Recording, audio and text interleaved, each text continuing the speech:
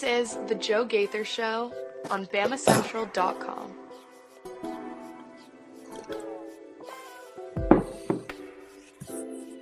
Good morning, Tuscaloosa. Good morning, Tuscaloosa, Internet world, West Alabama. How we doing today on a Monday? It is the Monday of maybe my favorite week of the year, as it's March Madness. The NCAA tournament is here. Hope you are excited about the NCAA tournament. Filled out your brackets already, and have Alabama going all the way to Indianapolis. Maybe. We're going to talk about it today. This is the Joe Gaither Show. We're not in the Derek Daniels State Farm Studios this morning. We are still in parts unknown as we get ready for Alabama's NCAA tournament game against the Hofstra Pride. And so we want to encourage you to still call Derek for all of your insurance needs at 205-758-3391. Like a good neighbor, Derek Daniel is there. We're going to talk about basketball pretty much exclusively today. We'll mix in a teeny bit of baseball at the end, as it was a horrific weekend for the Crimson Tide up in Lexington. So we'll talk about that at the very end if you're interested in Alabama baseball. We'll get back to the spring football here shortly, but not today. We're going to hang out with Theo Fernandez right here. You can follow him at Theo Fernandez _. He was in Nashville for the SEC tournament, like myself. So we'll start the program talking about Alabama's quarterfinal matchup against Ole Miss and the disappointing performance against Ole Miss right there in Bridgestone Arena, going one and done in Nashville. And then we'll spin it into Sunday Selection Sunday, as Alabama got a 4 seed, is going to be taking on Hofstra in the first round on Friday. So that's going to be the game plan for the day. Mostly a little bit of SEC tournament and an NCAA tournament, but basketball throughout with a little baseball at the end.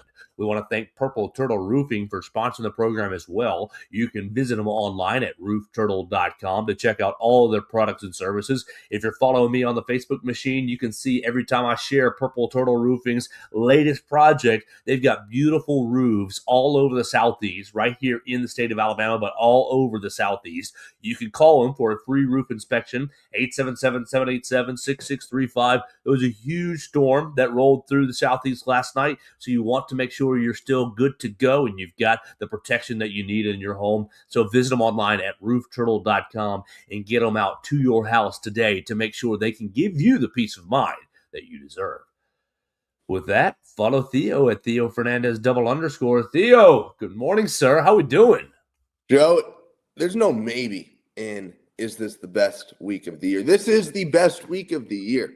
This is as good as it gets right here. I've been overjoyed since seeing the bracket. Not about the bracket, like the draw in particular, but just about we're watching March Madness.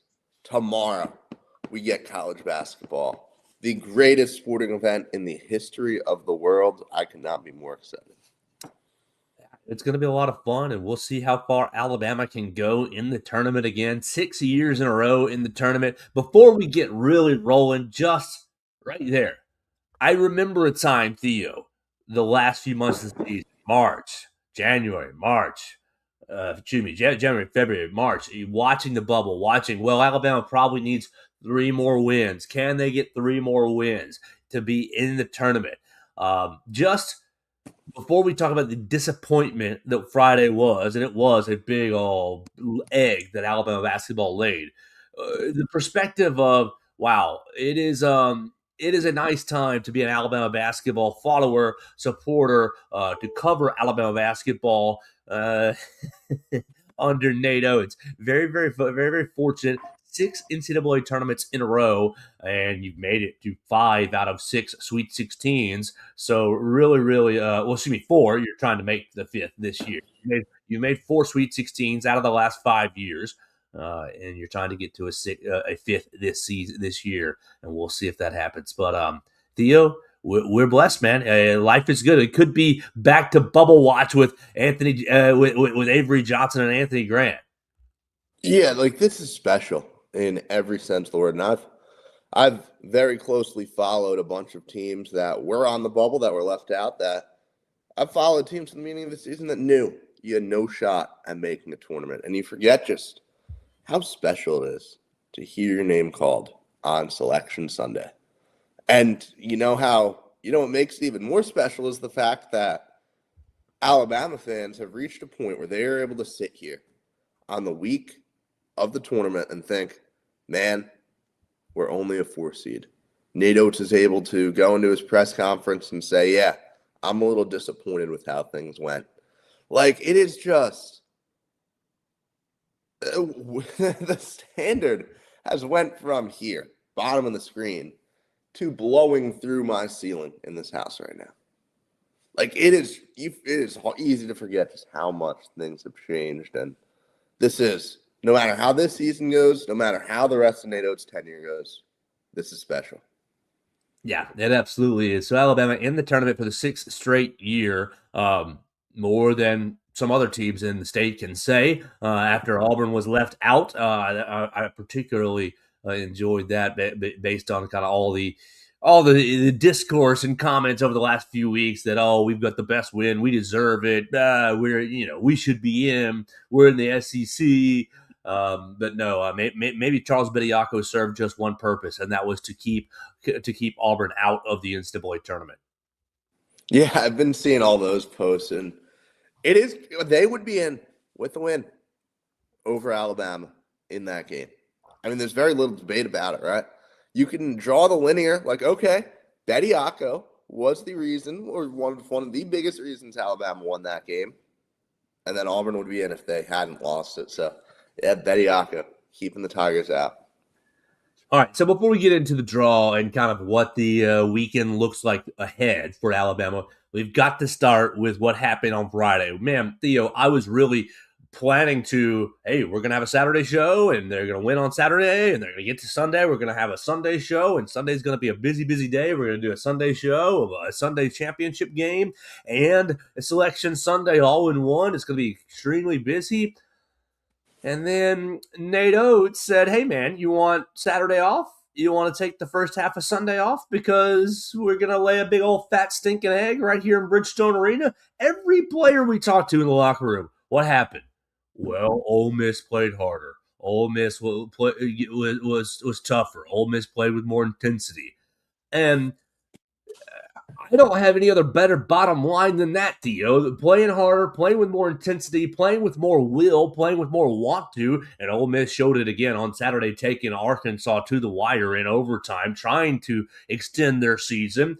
So you give a lot of credit to Ole Miss and Chris Beard, but Alabama loses 80-79. Alabama never really in the game. Well, they were in the game, but never really didn't take a lead the entire game. Really, you had it tied 16-16, and that was the closest it ever really became. 16-16 with 13 minutes left in the first half. You were tied. Other than that, it was Ole Miss leading the rest of the way. Ole Miss jumped in front, Alabama tied it, vice versa, back and forth until Ole Miss stretched it up by about a dozen. And then Alabama cut it to 6 at halftime, and you think, okay, you're in a good spot after how bad you played. It was just a mind-blowing performance on Friday from Alabama, and it was just all I could think of was sleepwalking, just sleepwalking the entire night. I thought it took a minute for LeBaron to get going, but it did get going. It was just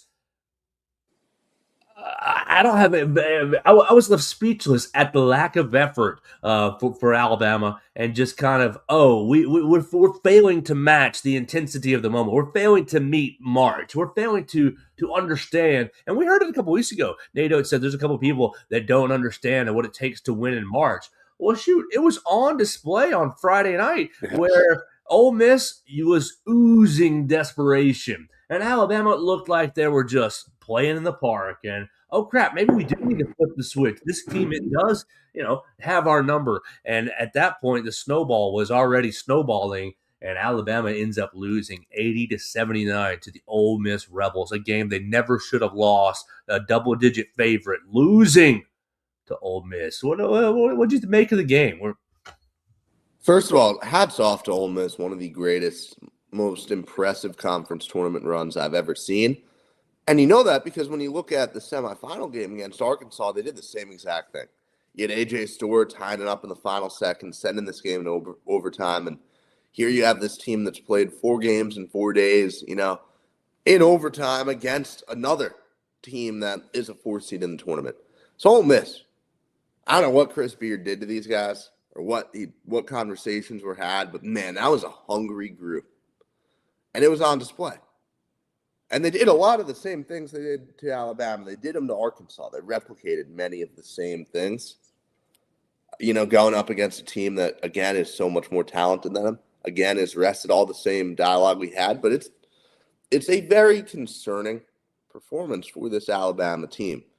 Because you go on this, oh, man, Alabama's won 9 out of 10.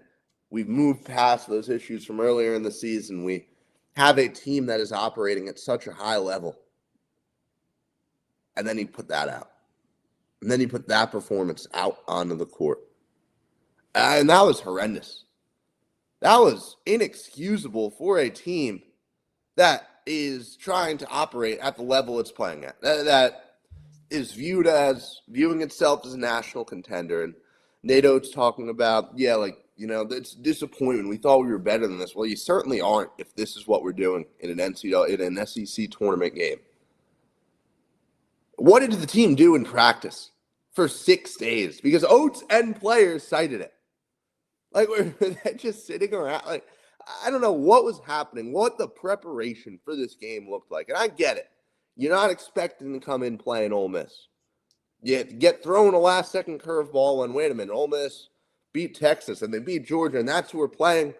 You handled them so easily.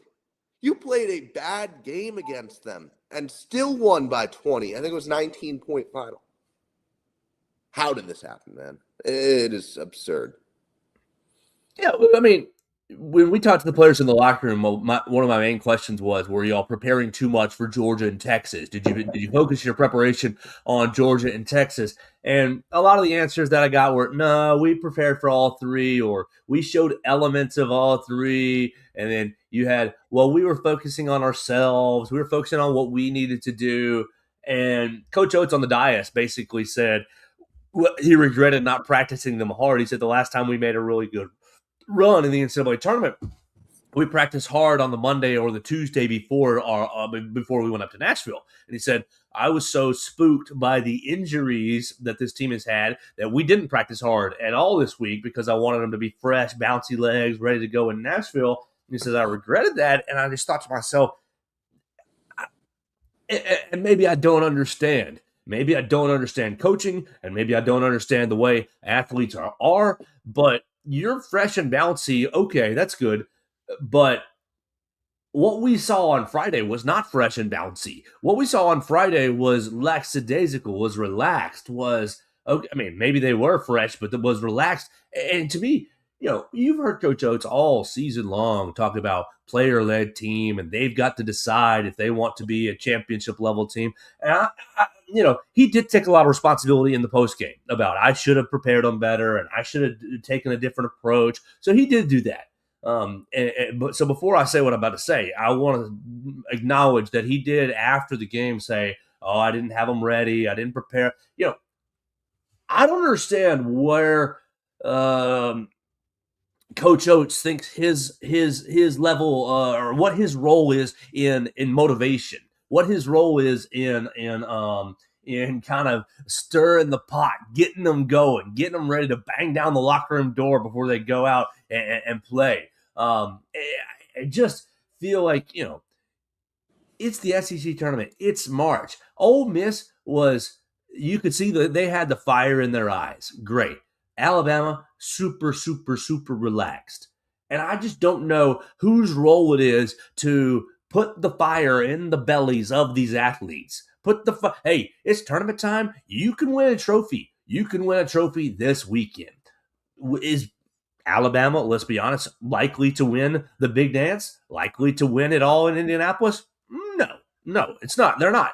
But there was a trophy on the line in Nashville that, let's say, you just make it to the Sweet 16 and Michigan takes a hammer to your face and eliminates you by 15, 20 points. Well, you'll still be able, not anymore, but you still would have been able to hold on to, hey, we've got this SEC tournament championship trophy. Yeah, we made it to a Sweet 16, and Coach probably would have been able to say, oh, we're only team or only two teams have made it to five of the last 6 Sweet 16s.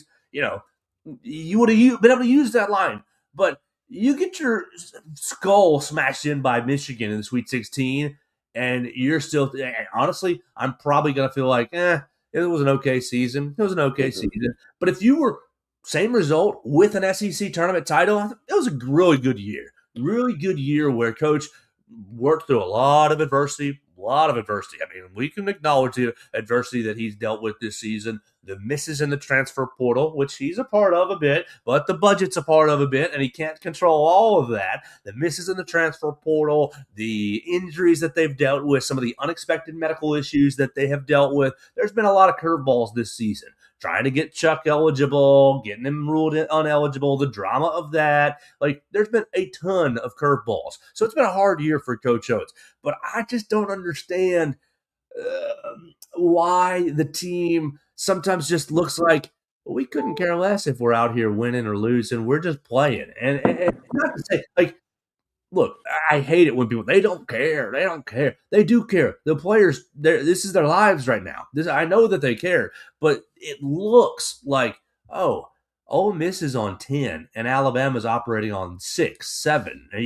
Intensity level. Like, you're not at a 10. You're not matching the moment, and I don't understand why that is, why that happened. I don't understand whose role it is. I mean, we've seen Jacob Martin really before games get everybody rah-rahed up and get everybody fired up. And okay, if you're a walk-on and that's your role, do it well, sir. But clearly, the pregame speech from whoever, whether it be Oates or Jacob Martin, whether it be LeBaron Philon, whoever is getting them riled up, really, really poor job on Friday. I've always been of the take that the bigger the game gets, the less the pregame speech should matter. That's just always my perspective on motivation. And motivation is just such an interesting thing to look into and evaluate. And we're not going to do that right now.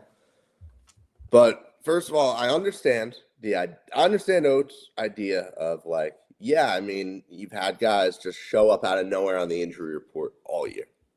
I understand wanting to take steps to make sure that this doesn't happen before this SEC tournament. And I certainly, as the team, guarantee you the team will practice and prepare differently for the NCAA tournament than they did for Nashville. But yeah, that you can't have, oh, wait, Aiden Holloway's on the injury report. Well, I guess we're just not playing him in the NCAA tournament. Like, that's been the story of injury reports all season for this team, right? Someone will show up out of nowhere, someone you thought he was healed up and he's not. And this team is healthy now. That is a big plus, but it doesn't matter if that's what you're going to go out and do on a basketball court. Like, Joe, you really hit the nail on the head. I have very little to add to that, but just underwhelming, especially when you look ahead and you see, well, Florida lost. You are going into a rematch against an Arkansas team that, one, you beat, and two, has a lot less depth than you. And it's going to be more affected by the 2 games in 2 days. And then you get a chance to avenge a loss against a team that you probably should have beat already, against a Vanderbilt team that I don't think was playing super well. I don't think most people think they're that good. You had the title right there for you. And you go out and lose to Ole Miss. Crazy. Absurd. That's all I got on Nashville, Joe. Oh, exactly. It was mind-blowing because, okay, I think we all walked into Nashville thinking, okay, if they play Florida, it's not going to go well for them. But when Florida goes down, the tournament is wide open to everyone else. And to have that effort, as on display on Friday, and then to see what happens on Saturday with Florida, with Florida going down and thinking, wow, well, you really could have had an SEC tournament. You could have added another SEC tournament title to Coach Oates' resume, and you could have walked into the NCAA tournament with a trophy and kind of not playing with house money. That's not really it, but something to fall back on if something wild happened. If Hofstra beat you in the first round, if Texas Tech beat you in the second round, or Akron gets you in the second round, like, you would have had a trophy to fall back on. And so I'm pretty disgusted at what we saw on Friday because of what they said. What a lot of people, I was asking, why couldn't you match the intensity? Why couldn't you get fired up? Why weren't y'all playing as hard as Ole Miss? And well, we tried, but we just weren't. We tried, but we just couldn't. We tried, but it just didn't happen.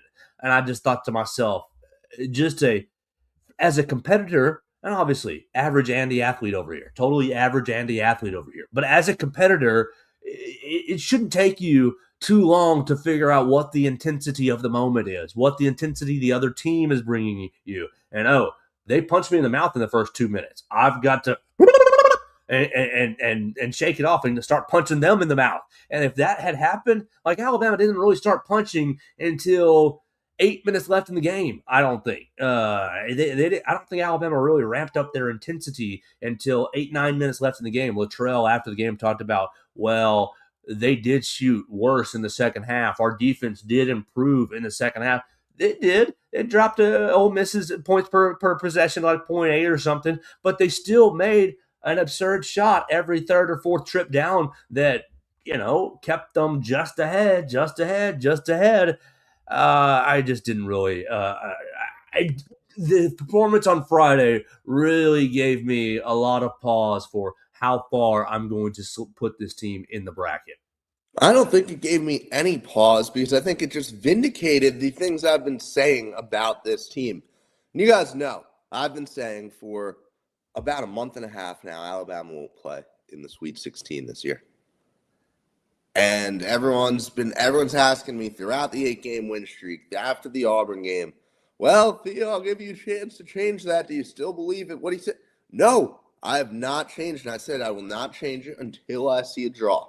The only way that I will maybe change it is if I look and I say, yeah, Alabama has two very favorable matchups. And you see the on-court stuff, the reasons that I picked this team to bow out early, they are right there in front of you.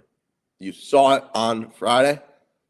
Can you avoid it this weekend? Joe, you want to get into the bracket?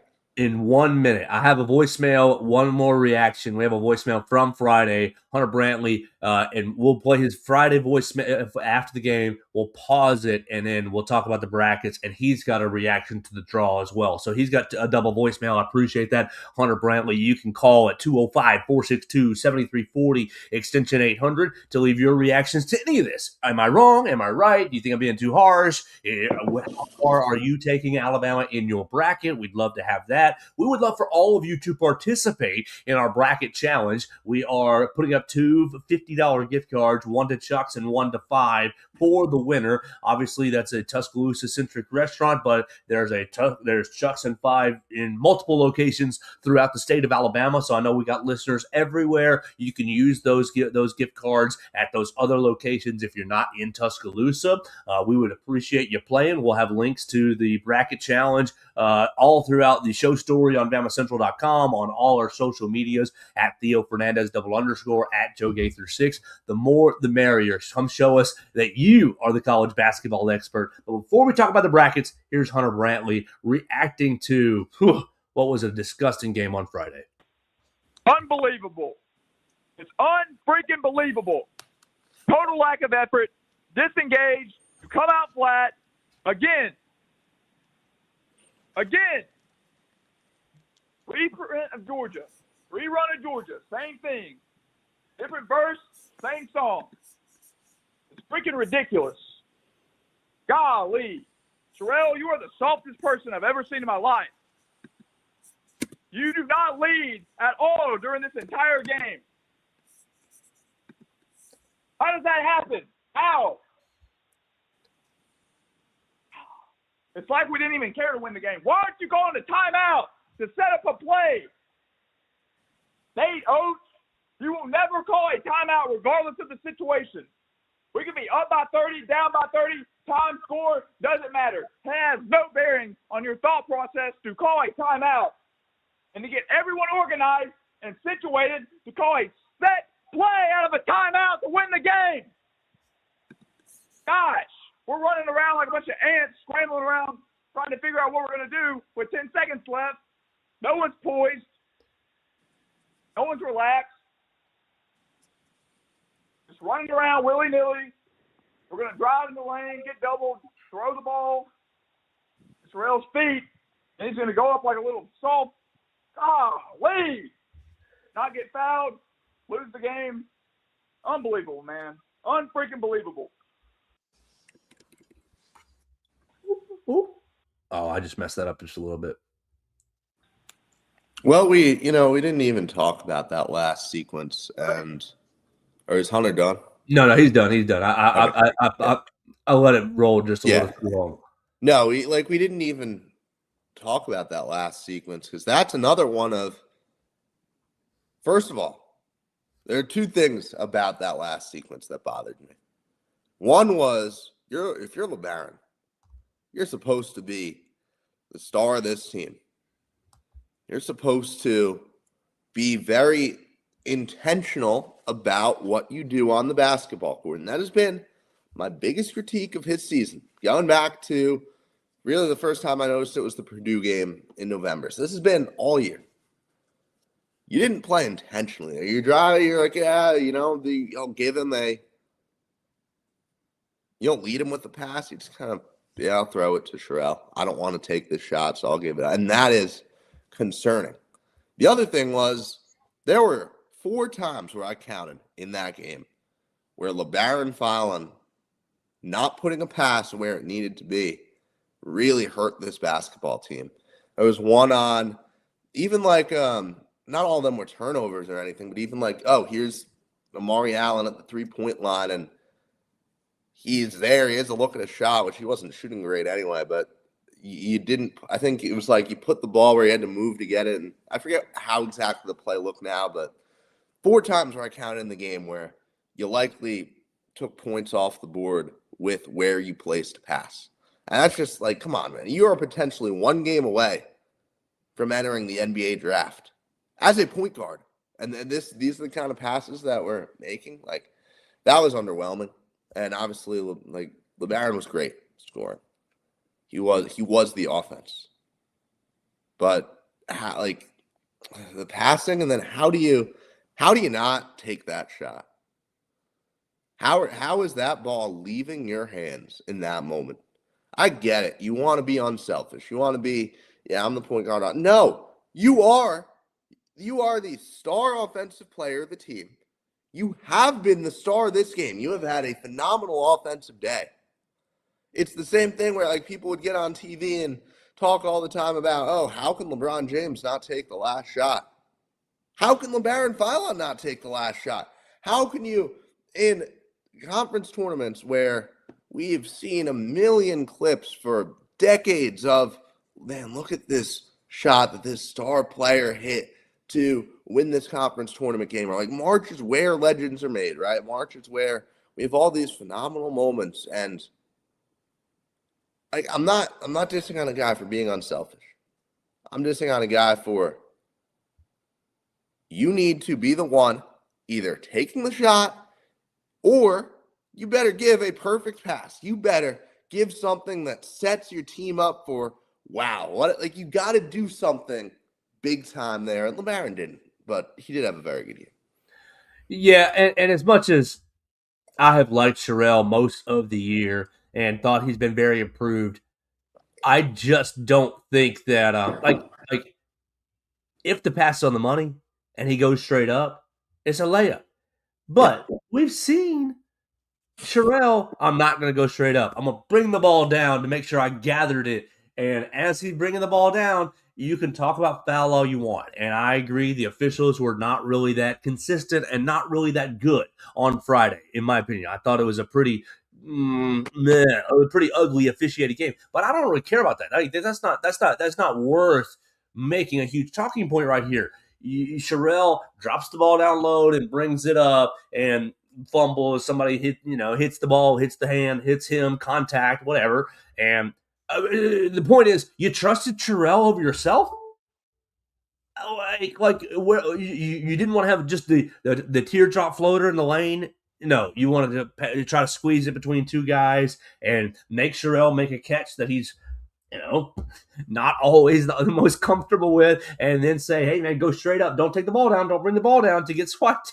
And just, it was a really, really frustrating night on Friday to see that from an effort standpoint and to see some of the lackadaisical play really occur made me really discouraged for what we're going to see this week.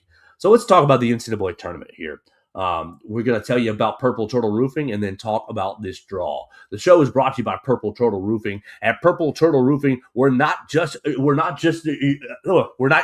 contractor. We're your neighbor and your advocate when it comes to protecting your home or your business. With years of hands-on experience, top-tier certification, and a commitment to excellence.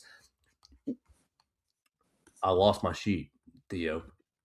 There we go. I'm gonna re-edit that. At Purple Total Roofing, we're not just another contractor. We're your neighbor and your advocate when it comes to protecting your home or business. With years of hands-on experience, top-tier certification, and a commitment to excellence, we've built a reputation as Alabama's go-to roofing solution.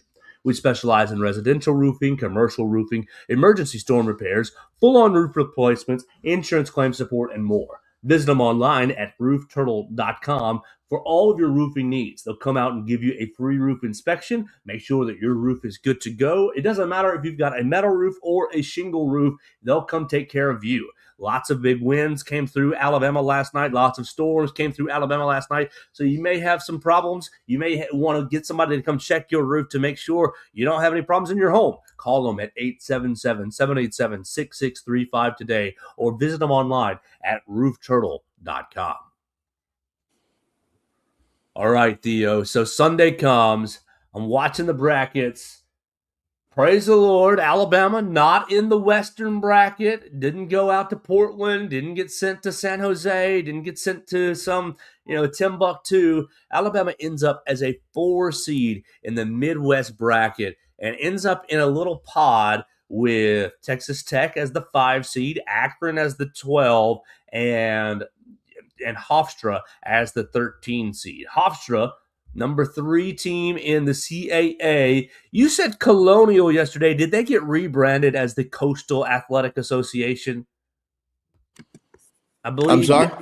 You said Colonial yesterday in our little short video, but the CAA got rebranded, didn't it, to the Coastal Athletic Association? Yes, it did. Yeah, I forgot about that. That's okay. That's all right. When you said that, I thought, I think that might be an older name. But 3rd place, and then goes on a run, beats 3 teams in the CAA tournament to qualify. And Theo, you think this team is a little bit dangerous for the Crimson Tide? Yeah, I do. I mean, look, first of all, 13 seeds win pretty regularly in the tournament, right? I would say, I forget, I had the average pulled up, but it's more than every other year that a 13 seed wins a game. We've seen plenty of upsets over the last couple of years, and all of these teams are dangerous, right? And all these 4 seeds are coming into the tournament knowing that they have a relatively tough matchup where this team, 13, is kind of the first seed that can beat you without anything really crazy happening, if that makes sense. That's kind of been my take on it. Hofstra is a talented roster. Hofstra has a guy in Cruz Davis who is he's their point guard for context, averaging over 20 points per game. Started his career at Iona with Rick Pitino.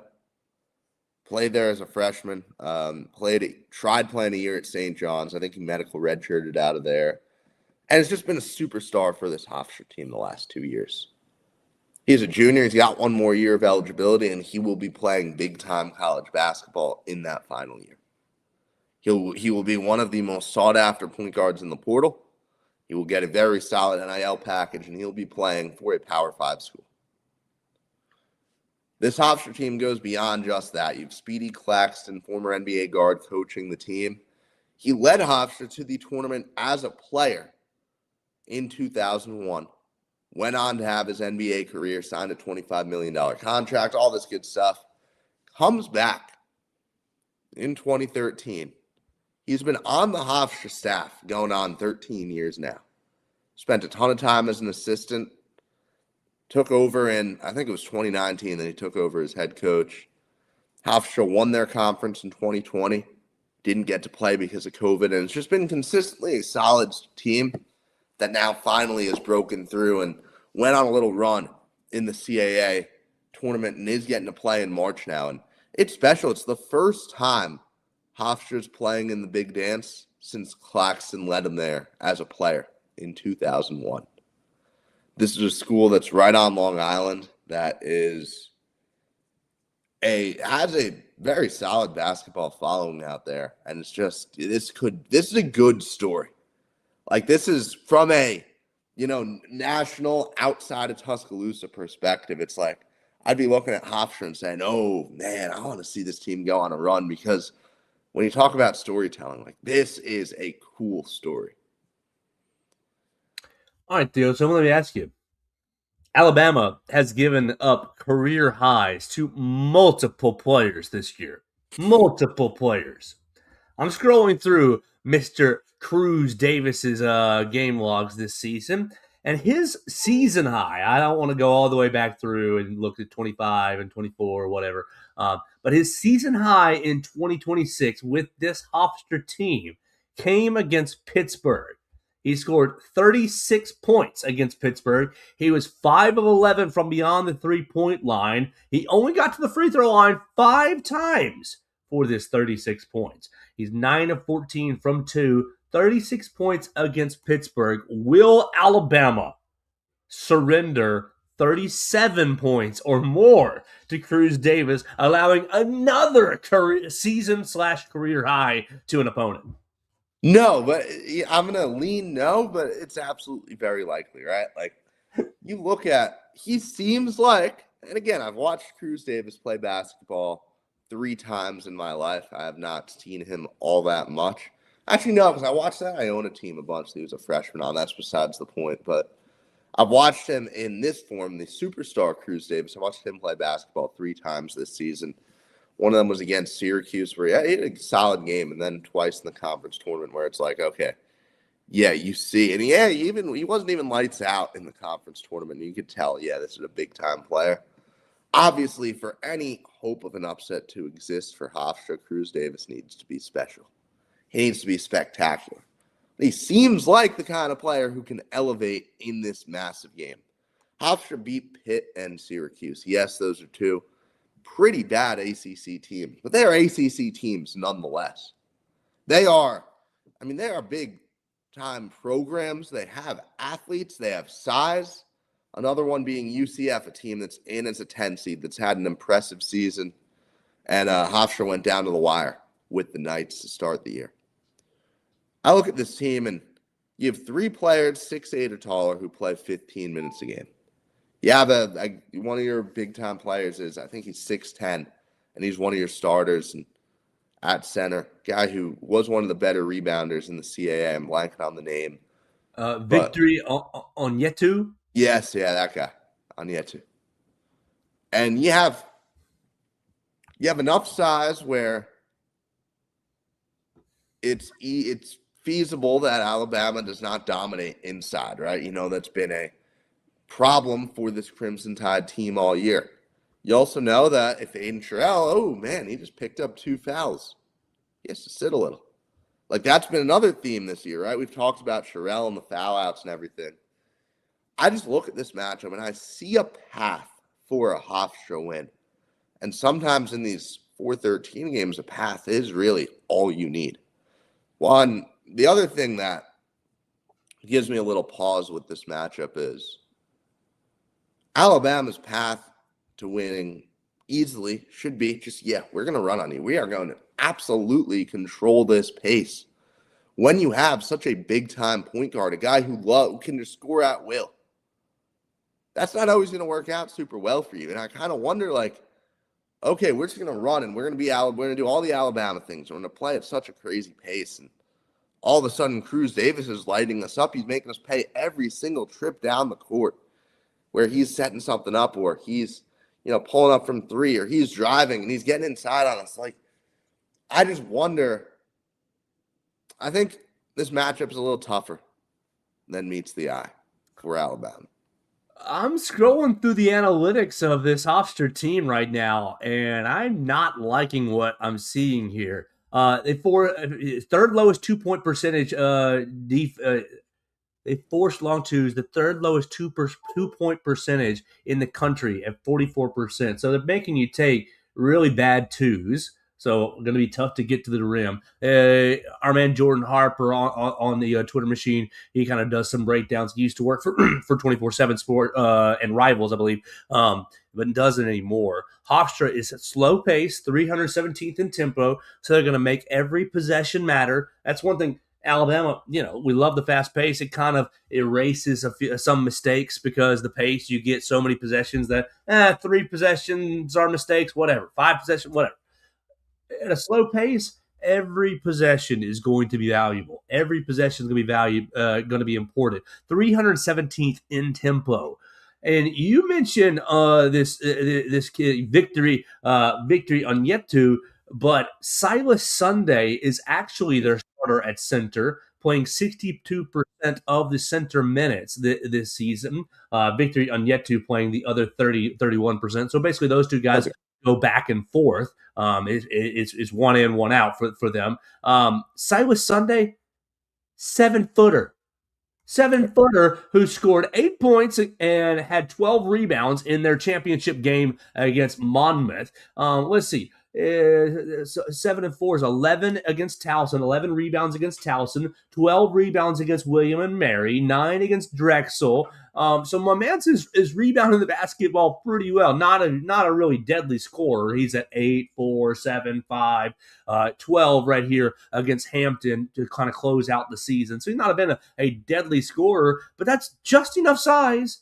That's just enough size and just enough scoring. And obviously, he's a decent rebounder against the lower level competition to. I mean, does Alabama have a decent rebounder in the post? Obviously, Alabama's been playing much tougher competition, but I don't have confidence in a rebounding battle against a 7-footer with this team.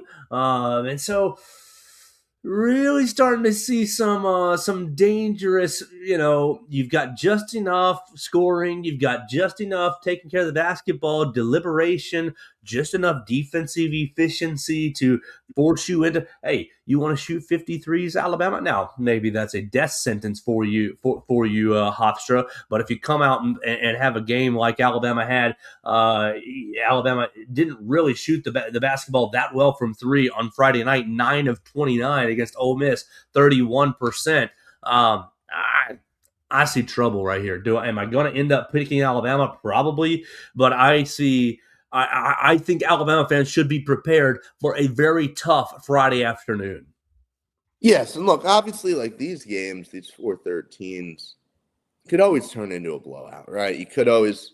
I mean, I think we kind of all 2 years ago thought we started singing the praises of Charleston a little bit just for Alabama to not really worry at all in that game, right? We said, oh, look at this 30-win Charleston team and all the good things they've done. And one of the biggest things is always, okay, how do things translate against big time opposition? And even though Hofstra has the 3 Power 4 games where you played really well, it's not, I mean, you can't automatically go out and say, yeah, these centers are going to be able to hang. Because a lot of times what happens is the guys get on a court against an SEC team and you turn into a bunch of Noah Williamsons. I mean, we saw that firsthand this season, right? For Alabama with Williamson himself. And look, the CAA is higher level basketball than the Patriot League. But regardless, you do sometimes have these guys who that could be the problem with running up and down the court the whole game. And, you're kind of out of place. You're out of position. You're not really establishing yourself super well. And it's a game where I'll tell you, I think that Amari Allen is the guy on this team for Alabama that can ensure this game is not close. I think that when you look at Amari Allen and you look at what he's done rebounding against SEC centers all year and what he's done getting guys out of position and establishing the inside track for a box out, if he can translate that against Silas Sunday, against these Hofstra bigs, it shouldn't even be competitive. It should be Hofstra is not getting any second chance points. Their only hope is for Cruz Davis to just go superhuman in this game. With the way Amari Allen's performed lately, that's not a given that he does it, right? 3 weeks ago, my confidence in Alabama winning this game would be higher. I still, don't get me wrong, I still think Alabama wins this game. I'm not going out and picking an outright 13-4 upset. But I think that Hofstra, and look, this isn't unique. I think any 13 seed that was playing Alabama out of the possible matchups, probably with the exception of Troy, so 3 out of 4, I think I would be coming out here and talking about how, yeah, this team does X thing right and could give Alabama some problems. So it's not unique to Hofstra, but the issues exist nonetheless for Alabama.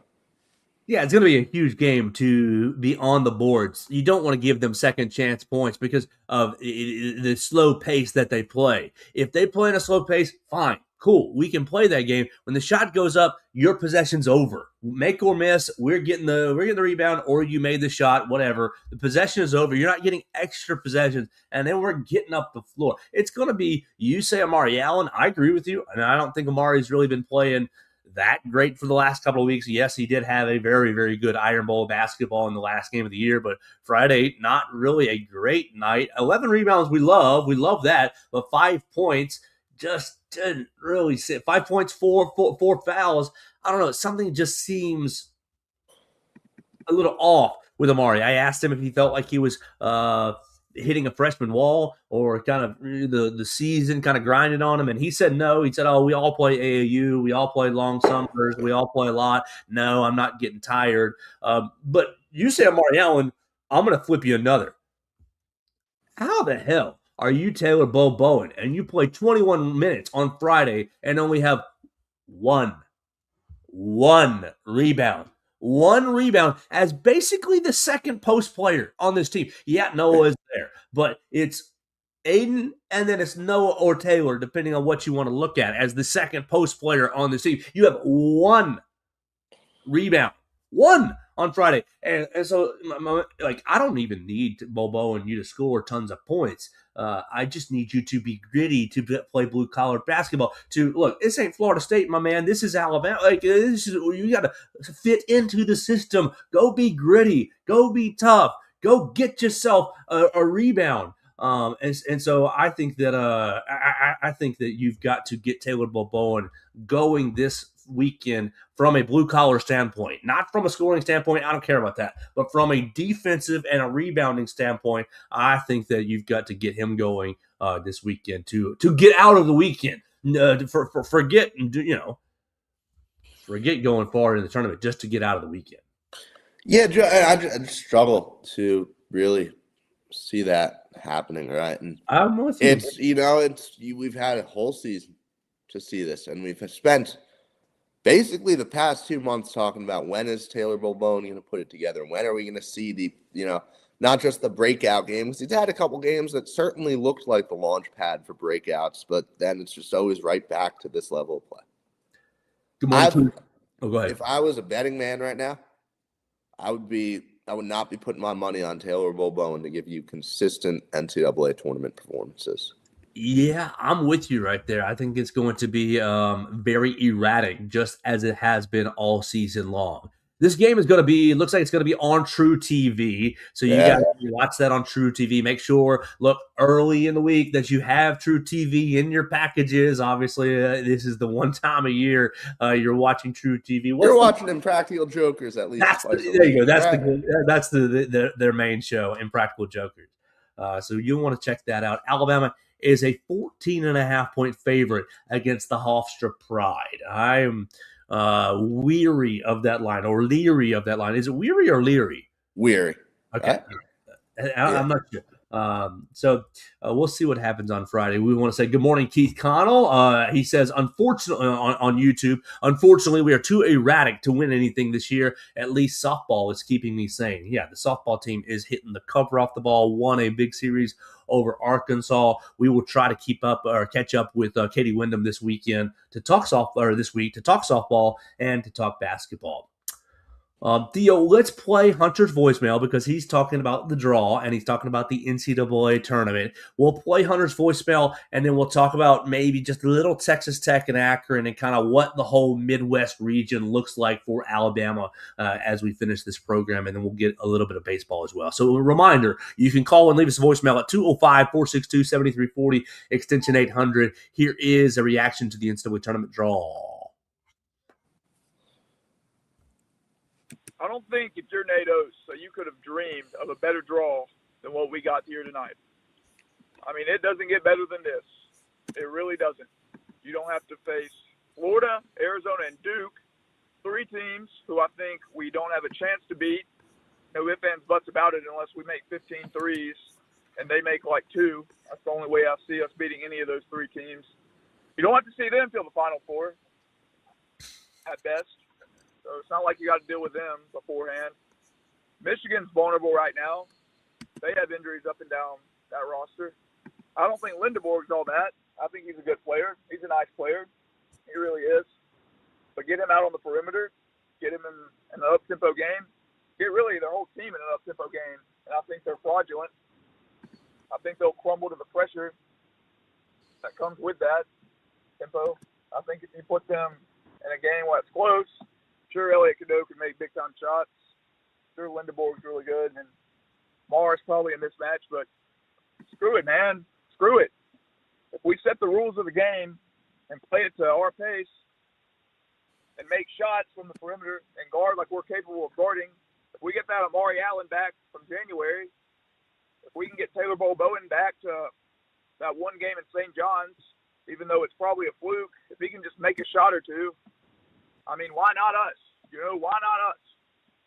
I'm not really scared of Virginia or Iowa State. I mean, I think they're all bums over there. I don't really think Virginia's even played anybody worth a clip outside of Duke and North Carolina.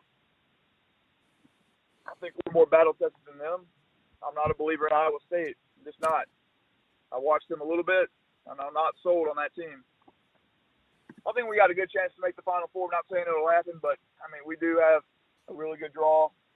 It's kind of laid out there for us. If we are going to make the Final Four, it would have to be the draw that we got. So we'll see what happens, but I'm excited. Talk to y'all later. Hey, that's Hunter Brantley on the voicemail machine. We appreciate him hanging out with us. You can call it 205-462-7340, extension 800. Hunter saying 2 crazy words, Final Four. Not a bad Those are absurd words right now. Go ahead. Those are crazy words right now. I mean, look. You get maybe, let's just say, you get past Hofstra easily, right? Like, there's none of the doomsday scenario that me and Joe have been laying out. Just that doesn't come to fruition. Repeat of Charleston 2 years ago. Akron is a very good 12 seed. Akron is, they are just about as good as Miami of Ohio. They're one of the better teams to come out of the MAC in recent memory. I think they're going to give Texas Tech a run for their money. However, I would pick Texas Tech over Alabama pretty much in a heartbeat right now. The reports out of Lubbock are all that Christian Anderson will be coming back for this game. I look at this Texas Tech team, and for those of you who have not been following along, JT Toppin, the star player on this team, suffered a season-ending injury about, I believe, early February, probably first week of February. And this team has just continued to win basketball games. And this team has just continued to, you're entering on a 3-game losing streak, right? You lost close games to TCU and BYU before getting killed by Iowa State in the Big 12 tournament, which is kind of why people are down on them a little bit. But before that, let's take a look at this stretch of games since JT Toppin has gotten hurt. You kill Colorado. You lose a weird game on the road against a bad Arizona State team. You beat Arizona on the road. Wins over Kansas State, Cincinnati, and a win on the road against Iowa State. In the past month, you have beaten a 1 and a 2 seed on the road without your star player. When you look the whole season, you go back to the time where you did have Toppin available, but it's still basically the same team. You've had close losses to Illinois and Arkansas and Houston, and you beat Duke. You handed Duke one of its 2 losses. This Texas Tech team is legit. This Texas Tech team has a lot of talent beyond JT Toppin. And as long as Anderson is playing, which every single report out of Lubbock says, yeah, he's good. He has a groin issue, but it will not be a factor this weekend. I believe it will be the Red Raiders that send Alabama packing in the round of 32. Guns up, Texas Tech, Red Raiders. I appreciate Hunter's voicemail, and I do acknowledge that, okay, you didn't draw Arizona, you didn't draw Duke, you didn't draw Florida. All right, though you're not in their brackets. Michigan is vulnerable for sure, but Yes. they're also built in such a way that will give you tons of problems. They're built very similarly, in my opinion, to Florida, and so that'll give you tons and tons of problems. Could you go on a run? You could, but if you said, Joe, you got to bet $100 on it, no chance. No. I would be more likely to bet my $100 that Alabama loses on Friday than goes to the Final Four. Yeah, I'm going to back you up on that one. I also just looking at this, right? We're familiar with the idea of being a 4 seed and going on a run. This draw is a lot worse than that. Right? Is Georgia and St. Louis, are either of them going to knock out the 1 seed? All right. Well, let's not make assumptions there. Just because a 1 seed does lose in the round of 32 just about every year, right? Sure. A 1 seed, one of these teams is likely going to lose. Now, we could just have a repeat of last year where it's like, wow, all these top seeds are winning. And I do believe that the 1 seeds are very, very strong. I mean, we watched Michigan, right, lose to Purdue yesterday in the Big Ten championship. And Purdue's a really good team, too. Purdue's a really good team, and this Michigan team has impressed me all year. The other, really close loss I watched them playing was against Duke, right, where you just went toe-to-toe with this great Duke basketball team in what is one of the games of the year. Like, look, we saw Georgia beat Alabama.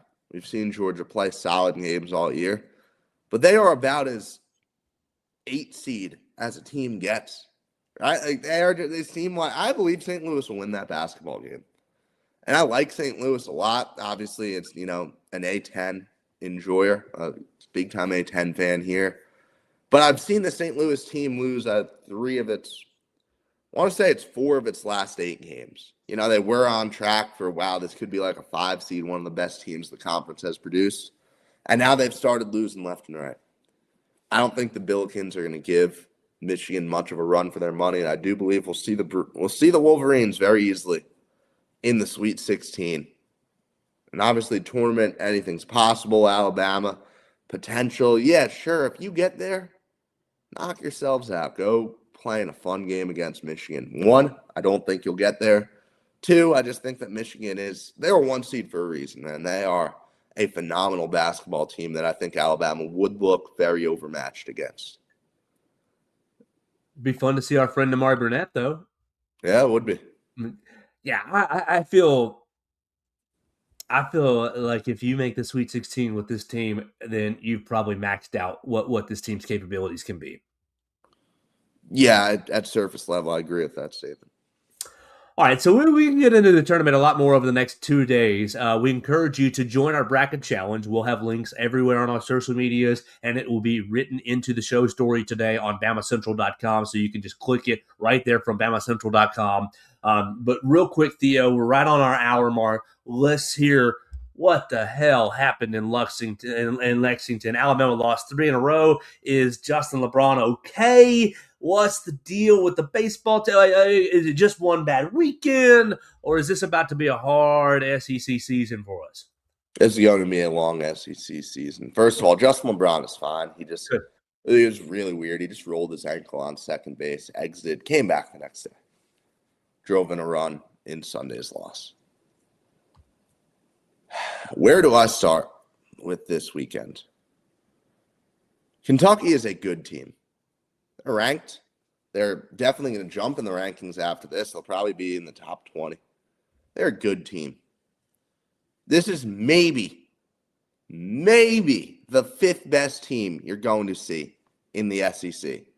I would say probably at least half of your series, at least 5 of your 9 remaining series are against teams better than Kentucky.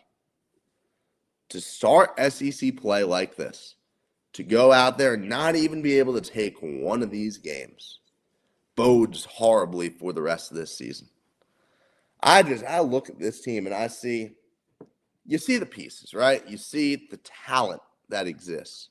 You see Justin LeBron, the best player that you are going to have in Tuscaloosa for a long time. That is the plain truth right there. You do not get a top 5 MLB draft pick to play for this team for 3 years. You may never have it happen again in our lifetimes, honestly. If we are looking back and saying, man, that Justin LeBron, 3 years, 3 regional exits. I mean, it is concerning. And that is the direction this team is going in. And, I think the season has been underwhelming to start, right? We're sitting at now 15-6 on the year. Alabama is. Yeah, and you've had all the things that you struggled with, right, in the non-conference slate that I've talked about at length, that I've written about, where it's like, okay, the bullpen is paper thin, and you need your starters to go very deep in games. And you weren't able to have guys do that, right? Miles Upchurch on Sunday had to exit after 3.2 innings. Freshman got up, pitch count, got in some trouble. And the bullpen wasn't the problem. The bullpen actually responded really well. What was the problem on Sunday was that you got no hit through 6 innings. Then you finally start driving in runs. You drive in 4 in the 7th. You strand 2 runners, and then you strand the bases loaded the next inning. This team continues to fail to bring in runners in big moments. It started, I talked about, and we mostly just kind of laughed at it about 2 weeks ago when Alabama stranded 19 runners in a loss to Alabama State. And that was funny. It was like, oh, midweek madness. It's been a problem since then. It's been a problem all series. It has been Jason Torres being just about the only guy to consistently bring runners in, that you kind of go up and you're like, yeah, this guy elevates his play in a big moment. Brady Neal, you can give some credit to as well. He's been good with runners in scoring position. This bottom of the lineup has struggled. Like it is. Brennan Holt has been phenomenal. Outside of that, it's just guys who are struggling to deliver in the big moments for this team. And look, Rob Vaughn has talked so much about the adversity that this team has faced. And yes, that adversity has absolutely existed. You are super injured in the outfield. You've had 2 guys that you thought were going to play there, and Logan Davenport, Sam Christensen, that you haven't seen yet. You lost Caden Humphrey to the season, Tommy John, one of your better relievers. You've had injuries. You've had moving guys around, trying to find where to play them. At a certain point, adversity turns into, well, maybe this team just needs to win games, right? Rob Vaughn's talked so much about the way that this adversity has sparked growth, right? And he's like, yeah, this team's going to be so battle-tested and ready to go. Well, we're stacking up a lot of adversity right now. And you keep hearing the same talking points echoed over and over again. And I'm not going out here and criticizing the coaching job that Rob Vaughn is doing. But I'm putting myself into the framework of the fans who, when I tweet something about this team now, are fed up, are sick and tired of Rob Vaughn. That is the very common take that is being echoed online right now. Because at the end of the day, this team is underperforming. This team is, I don't want to overreact too much, but a sweep to start SEC play is a bad omen for the season. And I think you're seeing the fan base start to turn on this team very, very quickly. And now you're going into a series against a very good Florida team that I think is significantly better than Kentucky.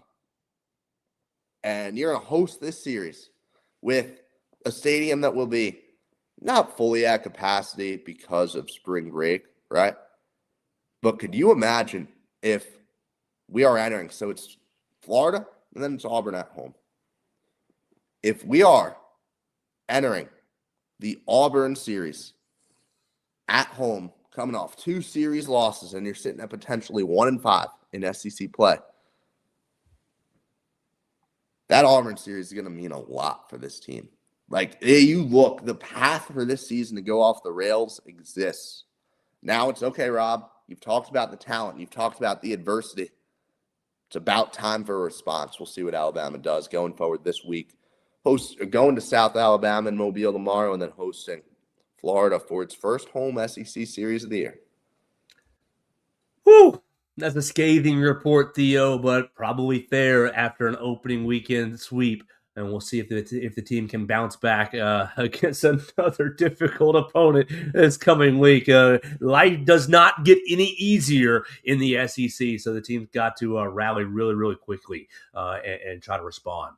We've had a lot of fun with you guys today. We appreciate everybody watching us online. We appreciate Keith Connell commenting on the YouTube channel. You can comment wherever you find the show, whether it be Twitter, Facebook, YouTube. You can leave comments. You can call in the voicemail machine at 205-462-7340, extension 800. But really, what I'd love for you to do is join us in the bracket challenge. Show us that you're smarter than Theo. I know you're all smarter than I am. So join us in the bracket challenge. The links will be out there. We'll be giving out gift cards to Chuck's and to Five. There's multiple locations in the state of Alabama, in all the major cities, really. And we'd love for you to have a lot of fun with us. There's no entry fee, so it's totally free for you. It's just a way for you to have fun with the bracket, with the Joe Gaither Show on BamaCentral. We appreciate everybody watching. We will talk to you tomorrow. We'll talk more basketball. We'll do we'll see what Katie's up to. We'll get her on through sometime this week to talk softball, because they did have a really, really big series win